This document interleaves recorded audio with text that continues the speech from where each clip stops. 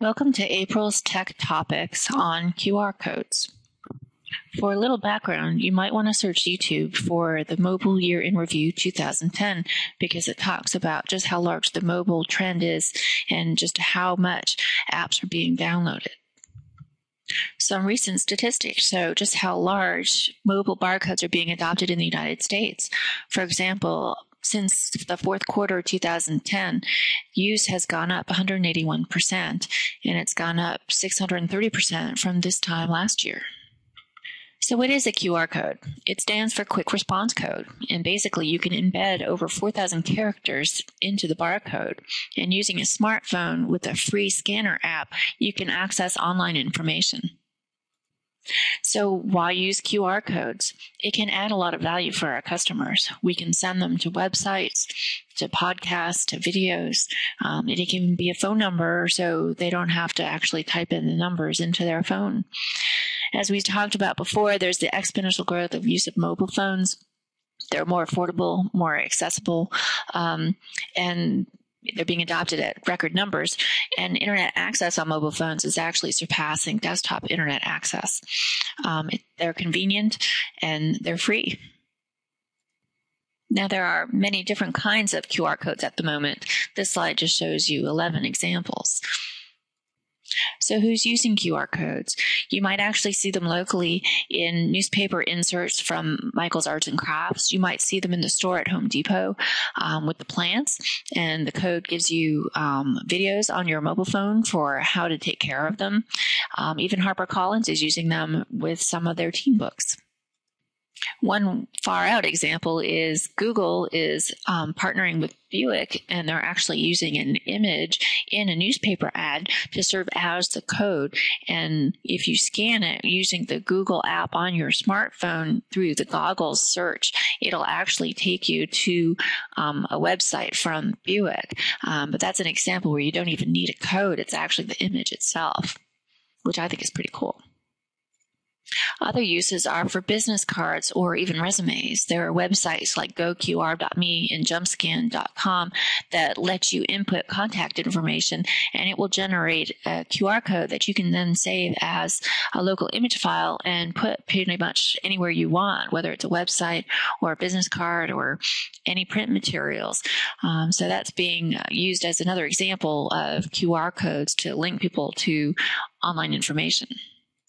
So what about in libraries? There are some examples, including this one that shows a QR code in a display, and the code could take users to a search in the catalog or maybe to reviews that they've done. It can send people to a lot of different kinds of information. Other libraries are using QR codes to send people to their YouTube channel so they can choose from any one of the instructional videos that they've created. So how do you create a QR code? There are many websites out there that have QR code generators.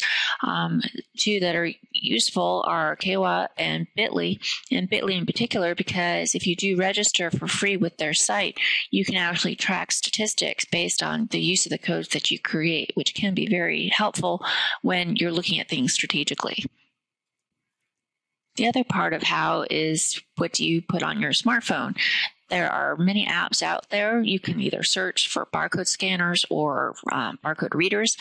Ones that I like are Red Laser and Neo Reader. And for the BlackBerry, there's even one called Native Scanner that I hear works very well. So here's a slide that you can come back to later when you have a smartphone in hand and try it out. Okay, so here I am with my smartphone and some apps that I've downloaded. You can use the slide that was in the presentation as examples, or you might find some other examples that are local, like this is Michael's Arts and Crafts. So all I need to do is launch a scanner app. I'm choosing Neo Reader, and I just tap it so it launches my phone camera. And then I just make sure the barcode's in the image somewhere, and it's going to pop up and tell me that it's detected a URL, and then it's just going to launch what it's found. And these are actually videos from Michael's that tells brides about other projects that they might want to use for their weddings. Pretty cool stuff. If you have any questions, let us know. Thanks. Some cautions when using QR codes include the fact that not everyone has or wants an internet-enabled device. There are a lack of standards. We saw 11 examples previously. A lot of web content is not mobile friendly yet, and that's a problem. There is an education piece, so with every QR code, there needs to be a statement next to it telling customers what they can do with it and what it will take them to. And also overuse. We don't want to abuse it so much that people just stop looking at them and using them. We want them to be effective and to be eye-catching.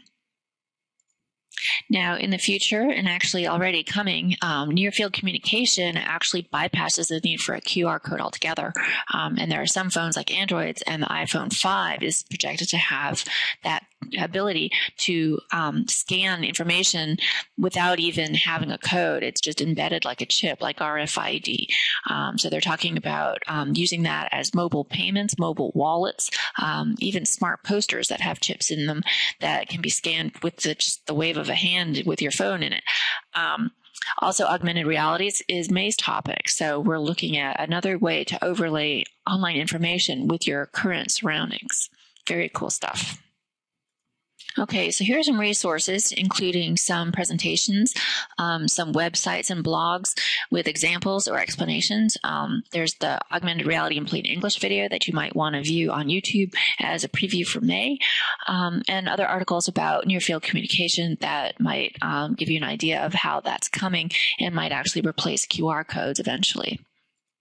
Okay, so thanks for attending April's Tech Topics. We look forward to seeing you in future sessions. If you have any questions, please don't hesitate to contact me. Thanks and have a great day.